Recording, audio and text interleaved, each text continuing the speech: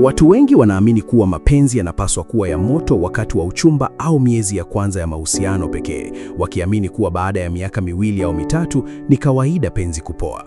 Lakini kisaikolojia, ukiona mapenzi yamepoa, sio kwa sababu miaka imepita, bali ni kwa sababu mmeacha kufanya mambo yaliyowasha ule moto mara ya kwanza.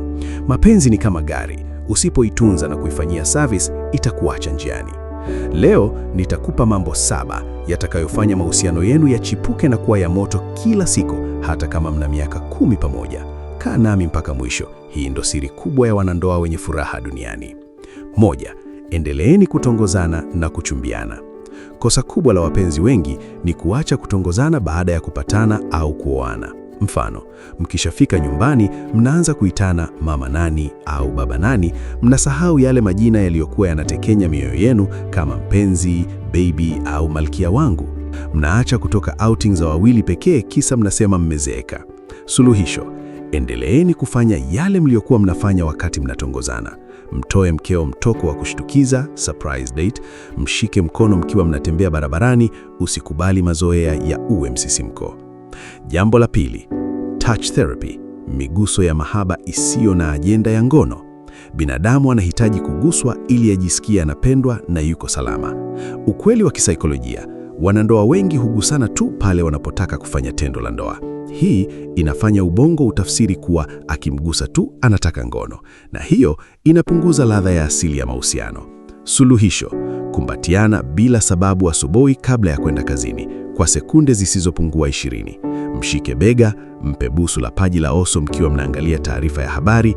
Miguso hii inazalisha homoni ya oxytocin inayoongeza ukaribu na upendo. Jambo la 3, sifianeni hadharani na faragha. Maneno yanaumba. Ukimfanya mwenzako ajione wa thamani, atajaa upendo kuelekea kwako. Mfano, badala ya kusubiri mpaka amekosea ndio uongee, mpe sifa pale anapopatia. Mume wangu, asante kwa kupambana kwa ajili yetu, najifunia wewe. Au mke wangu, leo umependeza sana na hilo vazi limekutoa chapaa. Mwanamume anahitaji kuheshimiwa na kusifiwa nguvu zake. Mwanamke anahitaji kusifiwa uzuri na usalama wake. Sifianeni mkiwa wenyewe na mkamue sifa hizo mkiwa mbele ya ndugu na marafiki.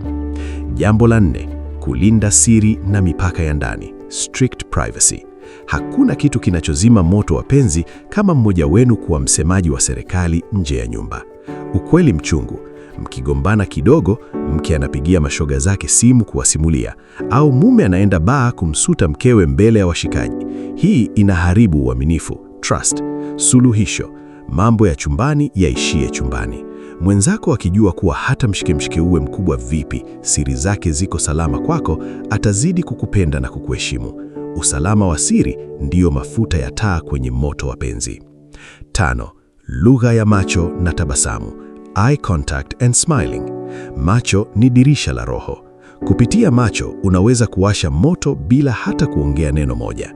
Mfano, siku hizi wapenzi wakikaa pamoja, kila mtu yuko busy na simu yake. Mwanamke yuko TikTok, mwanamume yuko Instagram au magrupu ya mpira ya WhatsApp. Hakuna anayemwangalia mwenzake. Suluhisho: wekeni utaratibu wa kuweka simu mbali, digital detox, mnapokuwa pamoja. Angalianeni machoni mkiwa mnaongea na tabasamu pale macho yenu yanapokutana. Hii inaleta kemikali ya haraka sana. Jambo la 6, kuwa wabunifu chumbani. Ngono isigeuke kuwa ratiba au wajibu kama vile kwenda kazini, iwe ni burudani na sanaa. Ukweli wa kisaikolojia: kufanya jambo lile lile, mtindo ule ule, muda ule ule, mahali pale pale kila siku kunaua hamu. Jambo la mwisho: kusamehe kwa haraka na kutoweka vinyongo, short memory for mistakes.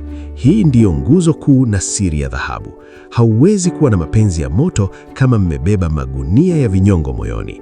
Ukweli wa kisaikolojia: mapenzi ya moto hayamaanishi hamgombani, yanamaanisha mnamaliza ugomvi wenu haraka kabla jua halijazama. Suluhisho: usilale na kinyongo. Jifunze kusema samahani pale mnakosea, na jifunze kupokea msamaha na kusahau kabisa. Ukifuta makosa ya jana, unaacha nafasi ya upendo wa leo kushamiri. Nawatakia upendo wa kudumu. Chao.